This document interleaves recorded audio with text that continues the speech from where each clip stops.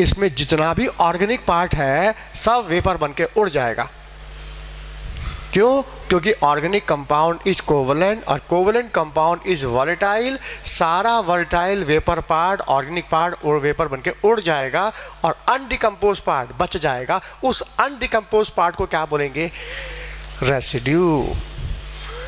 उस रेसिड्यू में क्या होगा? उस रेसिड्यू में क्या होगा?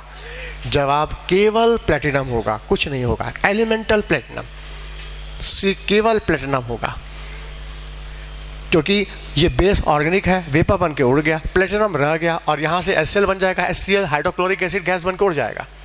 इधर से HCl उड़ गया, इधर से वेपर बन के उड़ गया, केवल रहेगा प्लेटिनम। तो रेसिड्यू में केवल प्लेटिनम रहेगा, कुछ नहीं रहेगा बस। फिर कहोगे प्लेटिनम तो महंगा है, इसी हीटिंग में थोड़ा प्लेटिनम इधर उधर हो गया तो बड़ा नुकसान हो जाएगा। तो आप सस्ते में काम करिए ना। इससे पहले आप सिल्वर साल्ट यूज़ किए थे, तो अभी सिल्वर का ही यूज़ करिए। रेसिड्यू में सिल्वर बचेगा। सिल्वर कुछ लॉस भी हो गया तो कोई बात नहीं, प्लेटिनम जरा सा भी लॉस होगा तो उसकी कॉस्ट तो सोने से भी ज़्यादा है। फिर आप इतना खर्चीला काम क्यों कर रहे हैं, नुकसान वाला काम क्यों कर रहे हैं? जवाब मजबूरी है।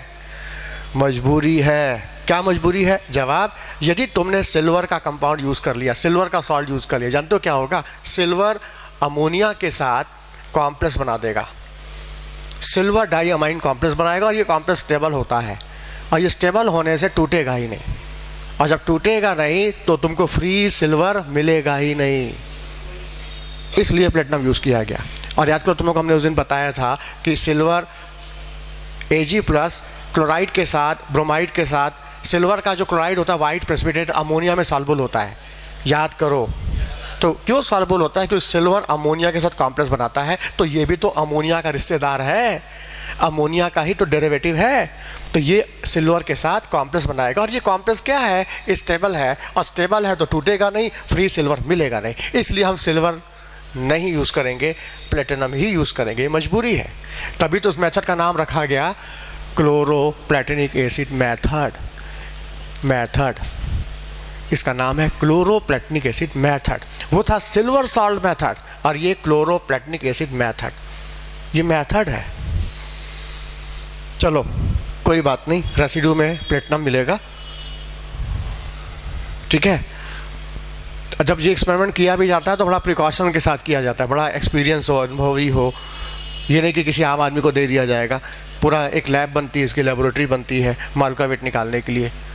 सिंपल टेस्ट होता तो कोई भी कर लेता है। हाँ देखो सामने, अब तुमने क्या रेसिड्यू पाया? प्लेटिनम। अब चूँकि जितने प्लेटिनम रिएक्टेंट साइड थे हीट करने से पहले, उतने ही प्लेटिनम हीट करने के बाद रेसिड्यू में होंगे, क्योंकि एटम कभी डिस्ट्रॉय होता नहीं। प्लेटिनम की संख्या कंजर्व, जितने प्लेटिनम रेसिड्यू सॉल्ट में उतने ही प्लेटिनम रेसिड्यू में। और चूँकि नंबर कंजर्व तो मोल भी कंजर्व, क्योंकि नंबर का रेशियो मोल का रेशियो सेम होता है। तो जितने मोल प्लेटिनम सॉल्ट के अंदर होंगे उतने ही मोल्स ऑफ प्लेटिनम रेसिड्यू के अंदर होंगे। यानी कि moles of platinum in salt is equal to mole of platinum in residue. जितने मोल प्लेटिनम सॉल्ट में है उतने ही मोल प्लेटिनम रेसिड्यू में है। प्लेटिनम इज कंजर्व, मतलब तुमने क्या किया है? POAC अप्लाई कर दिया फॉर प्लेटिनम। अब की बार तुमने प्लेटिनम को कंजर्व किया, उसमें सिल्वर को कंजर्व किया था, यहाँ प्लेटिनम को कंजर्व किया है। हाँ बताओ कितने प्लेटिनम है? एक। तो जब एक ही प्लेटिनम है तो तुम्हारा फॉर्मूला क्या बनेगा? 1 × mole of platinum salt B2H2PtCl6 is equal to, यहाँ कितने प्लेटिनम है? एलिमेंटल फॉर्म, एक atomic form, 1 × mole of platinum. बस फॉर्मूला बन गया, वैल्यू रख दो, आंसर आ गया। हाँ रखा जाए वैल्यू। पता मोल क्या होता है? Weight by formula wait, molecular weight. हाँ इसका वेट तुम नोट कर ही चुके हो, वेट तुमने पहले ही नोट किया था। हाँ wait of salt upon molecular weight of salt. तुमने सॉल्ट का वेट पहले से नोट किया था हीट करने से पहले, वो यहाँ रख दो। माल का वेट तुमको मिलेगा, सॉल्ट का माल का वेट मिलेगा, इजिकल टू हाँ मोल्स ऑफ प्लेटिनम, प्लेटिनम का मोल, वेट ऑफ प्लेटिनम, रेसिड्यू का वेट, रेसिड्यू का भी वेट तो लोगे ना, हीट करने के बाद जो रेसिड्यू मिलेगा उसका वेट लोगे, हाँ wait of platinum upon atomic weight of platinum. हाँ प्लेटिनम का एटॉमिक वेट कितना है 195, और इसको सॉल्व कर दोगे। मतलब इसमें क्या क्या तुमको पता है, क्या क्या पता है, सॉल्ट का वेट पता है, रेसिड्यू का वेट पता है, ये भी पता, ये भी पता, क्या नहीं पता, मॉलिक्यूलर वेट ये नहीं पता। बोलो, ये तुमने कैलकुलेट करके निकाल लिया, और जहाँ तुमने माल का वेट इसका निकाल लिया, ध्यान से देखो, जहाँ तुमने इस सॉल्ट का माल का वेट निकाल लिया, क्या करो, इस मॉलिक्यूलर वेट में से तुम 410 घटा दो।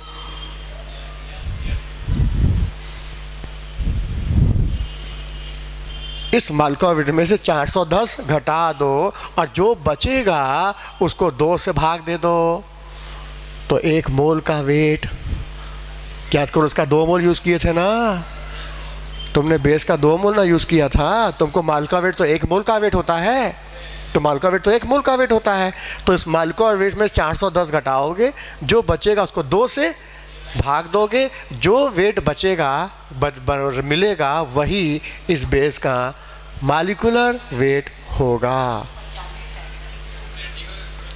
अरे बताओ, इसका ना घटा रहे हो, ये पूरा 410 है, इस सॉल्ट के माल का वेट से एसिड का माल का वेट घटाओगे 410, रिमेनिंग पार्ट को 2 से भाग दे दोगे, तो 1 मोल का बेस, 1 मोल का वेट मतलब माल का वेट बेस का आ जाएगा।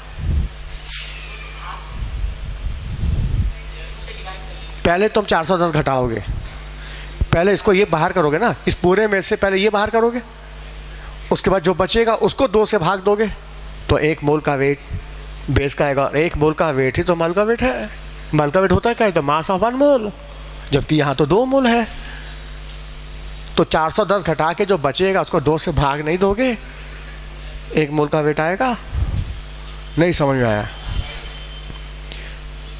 मान लो ये डाई एसिड बेस रहा तब, तो बताओ डाई एसिड बेस में तुमने बेस का 1 ही मोल यूज़ किया था, याद करो, और वो सॉल्ट तुम्हारा ये बना था, इस सॉल्ट का तुमने वेट ले लिया, तराजू पे तौल लिया, वेट ले लिया, लेने के बाद उसको गर्म करो, तब तक गर्म करते रहो जब तक वेट घटना रुक ना जाए।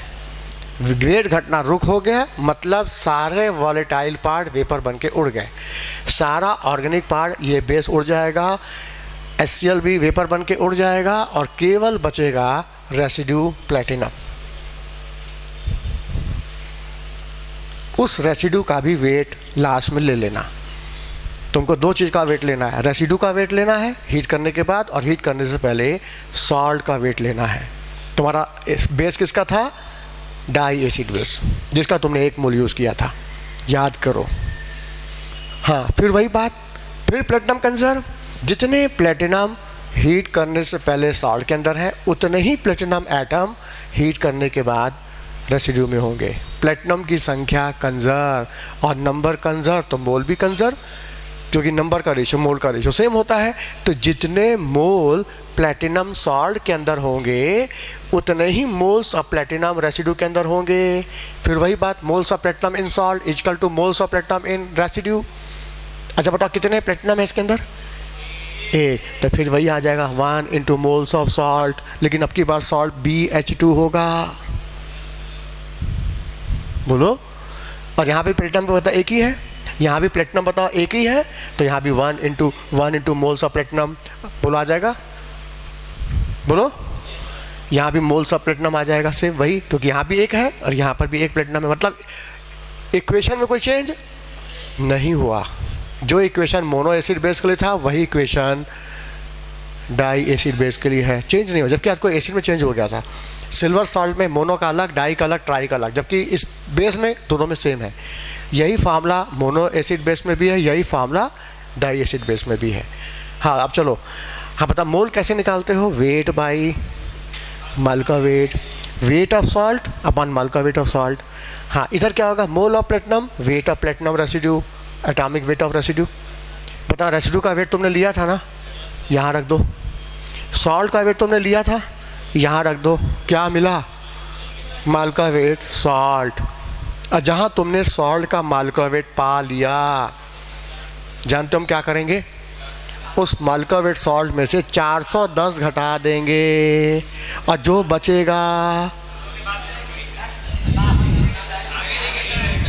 बचेगा, वही 1 मोल का वेट होगा, वही इसका मालिकुलर वेट होगा।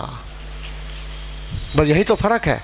इसमें 2 से भाग देते हैं, इसमें 2 से भाग नहीं देते हैं, है कि नहीं? ये अंतर आता है। बोलो, याद करो। हाँ, पहले समझ में आया? एक क्वेश्चन देके चेक कर लें, लगाओ।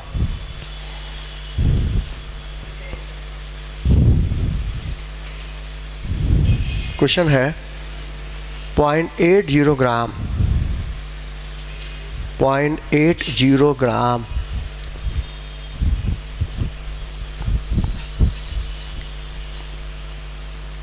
chloroplatinate salt of mono acid base, chloroplatinate salt of mono acid base।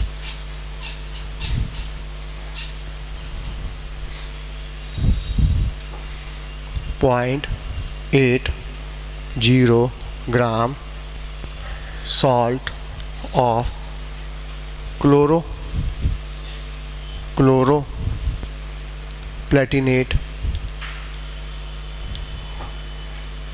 of mono acid base on heating या ignition मतलब जला के राख कर देना, एकदम से इग्नाइट कर देना, मतलब जला देना, अच्छी तरह जला देना, ताकि केवल रेसिड्यू बचे। Residue on ignition give 0.262 gram residue of platinum. ये प्लेटिनम की राख है समझो, और रेसिड्यू ऑफ प्लेटिनम,